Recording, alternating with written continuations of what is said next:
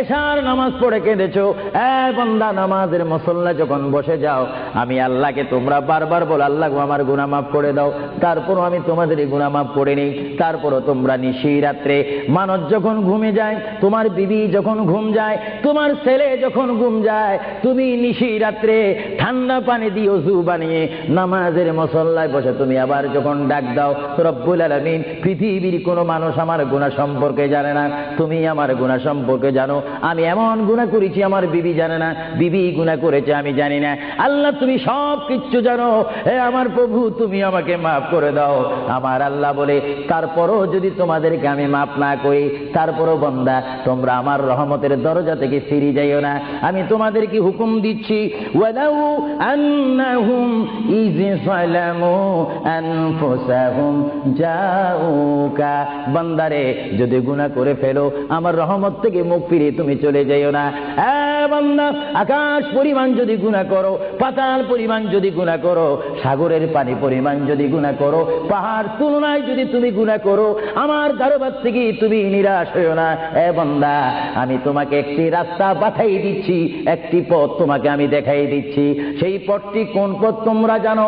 ওয়ালাউ আন্নাহুম ইয যালামু আনফুসাহুম জাউকা, বান্দারে যখন তোমরা বরবাদ হয়ে যাবে তখন তোমাদেরকে একটা পথ আমি তোমাদেরকে দেখাই দিলাম, সেই পথটির নাম হচ্ছে আমার রাসূলের মদিনা। জোরে বলেন সুবহানাল্লাহ। বান্দা আমার নবীর দরবারে গিয়ে কেঁদে কেঁদে তোমরা বলো ইয়া রাসূলুল্লাহ, ইয়া হাবিবাল্লাহ, আয়াকা ইয়া রাসূলুল্লাহ। আল্লাহ কোরআনে বলেছে ওয়ালাউ আন্নাহুম ইয যালামু আনফুসাহুম জাউকা ফাস্তাগফিরুল্লাহ ওয়াস্তাগফারা লাহুমুর রাসূল। আল্লাহ বলেছে হে বান্দা তোমরা ডানে না গিয়ে, বামে না গিয়ে, পিছে না গিয়ে তোমরা সরাসরি আমার নবীর কদমে চলে যাও। আমার নবীর কদমে গিয়ে আমি আল্লাহর দরবারে তোমরা তওবা করো। তওবা করতে করতে তোমাদের চোখের পানি যখন বাইর হয়ে যাবে, আর ওই মুহূর্তে যদি আমার বন্ধু যদি তোমাদের জন্য আমার দরবারে সুপারিশ করে, আমি আল্লাহ তোমাদেরকে ওয়াদা দিয়ে দিলাম, গ্যারান্টি দিয়ে দিলাম, আমার রাসূল যদি তোমাদের জন্য আমার দরবারে সুপারিশ করে, সঙ্গে সঙ্গে বান্দা তোমার অতীতের জীবনের কবিরা সগীরা গুনাহ মাফ করে দেব। জোরে বলেন সুবহানাল্লাহ, আরো জোরে বলেন। আমার আপনার গুনাহ মাফ করার জন্য রাসূলুল্লাহর দরবারে যাওয়ার দরকার আছে কিনা? চিৎকার জীবনে আছে কিনা?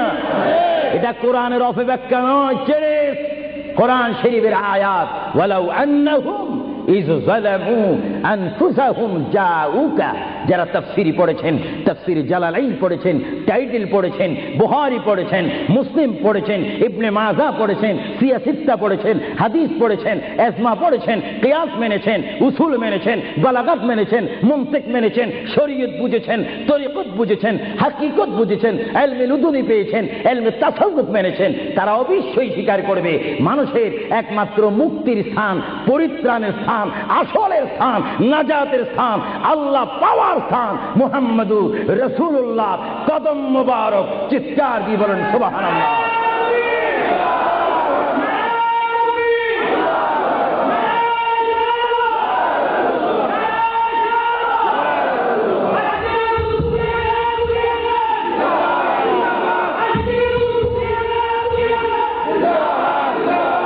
আপনারা সেই রাসূল চান কি চান না?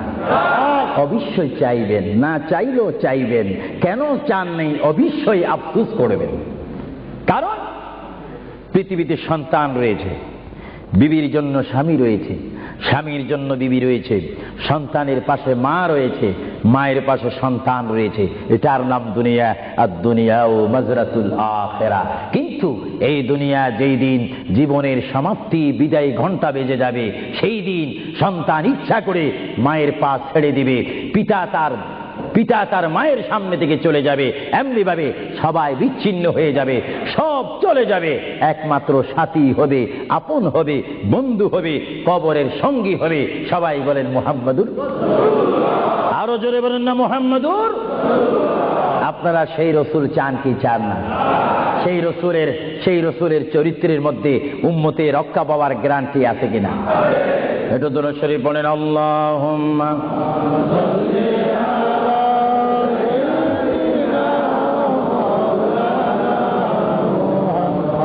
وعلى آل আমি